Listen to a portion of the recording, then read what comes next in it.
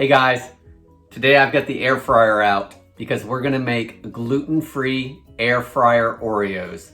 That's right, I'm gonna show you how to make some fair food at home. We're gonna take a shortcut and use some gluten-free pancake mix. So let's get started on this recipe and I'll show you how to do it. Okay y'all, so the first thing we wanna do is, of course, we have our Oreos, our gluten-free Oreos. I'm actually using the Great Value gluten-free chocolate cream sandwiches for these, just because there's an open bag that is almost gone, but these will work perfectly. You're gonna get that Oreo taste, where these are a little different than these. We do like these better.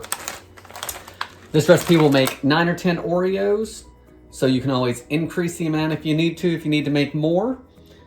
But what we're gonna use as our batter is we are using some gluten-free pancake and waffle mix. So use any brand that you like, but remember it may change the taste a little bit, of course. It's gonna change the consistency a little bit. So we should be able to fix all that though. So use what you like. We're gonna use half a cup of that. Put it in a small bowl. We're gonna use 1/3 to a half a cup of milk. And remember, we're trying to get a batter consistency here. So we want to make sure it's going to coat the Oreos. So I'm going to pour most of this in here and see what it does. And we'll add probably the rest of it.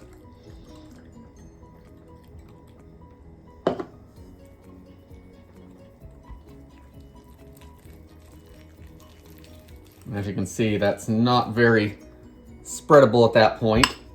So we're going to add more. And guys, if when we get there it's not enough, we'll add a little more milk. So whatever brand you're using, depending on what ingredients they have, will probably depend on how firm this stuff is. So just adjust it as you need to.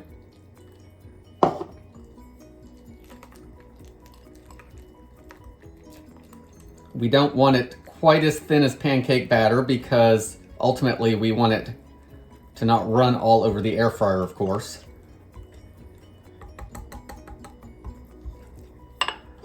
Yeah, I've got a little bit of milk in there, not much, maybe a couple teaspoons of milk left in there. But I think this is gonna work for us. So give it a good mix. We want a little bit of flavor to our pancake mix, so I'm gonna add 1/8 of a teaspoon of vanilla.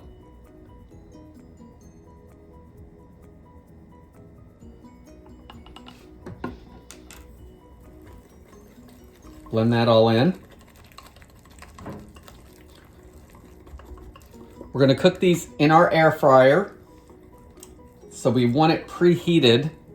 So I'm preheating mine to 400. If yours doesn't go that high, do it as high as it'll go. But I think most of them go that high. So mine's already been preheating. And then I usually cover my tray with parchment paper, but the parchment paper likes to blow around, so we're gonna try it with aluminum foil. It's a little heavier, and I can wrap it around my tray.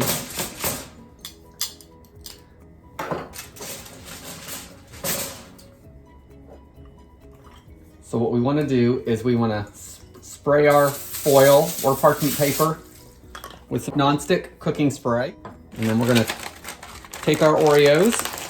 Again, this will make 9 or 10 Oreos. And we just want to dip them, both sides. Shake off some extra.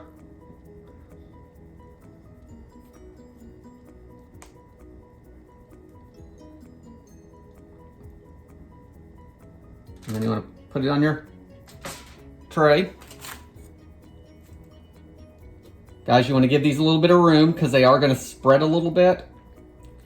Because of course the air fryer is not going to cook them quite as fast as deep frying would. So give them a little bit of room to move around. Okay guys, I have my cookies on here, but you can see that some of the bare spots. So I'm actually just going to go over it and see if I can't cover those a little more.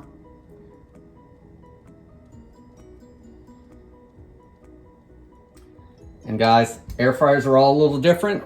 So now we're gonna cook them, but we're gonna start for 4 to 5 minutes.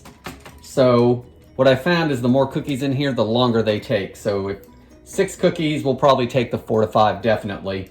I did just a couple cookies while I was testing the recipe, and they would cook in like 4 for the first side.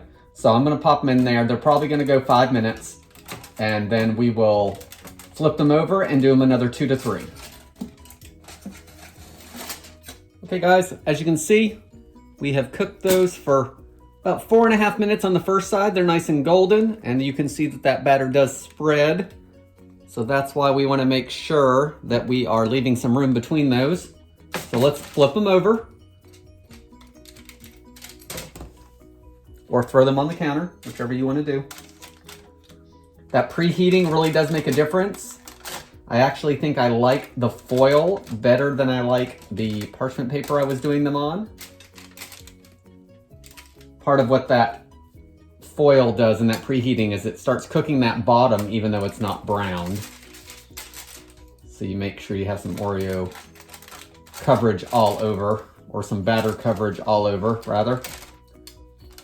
And now we want to put these back in for another 2 to 3 minutes, just until the bottom browns like the top, and they'll be ready to eat.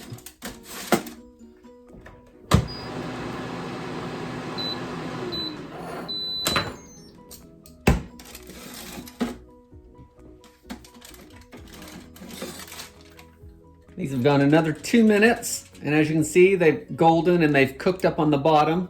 So let's get these plated up and give them a try. There are our gluten-free air fryer Oreos, all golden and brown. Cut one open so you guys can see it. Oreo in there. Put a little powdered sugar on them, that's optional. Maybe some chocolate sauce, that would be a nice touch. Let's give them a taste.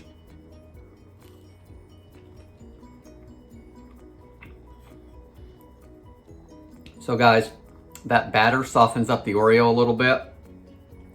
The cream in the center, of course, is super sweet. So the batter doesn't have a whole lot of sugar in it compared to the cookie. So it's a good balance there.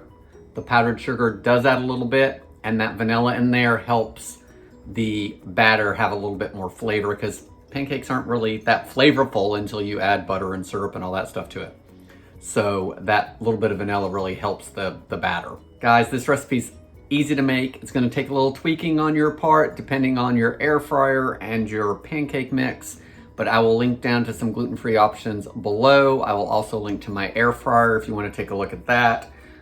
It is pretty good size, but we use it 2-3 times a week sometimes, and do roast chickens and rotisserie chickens and stuff like this.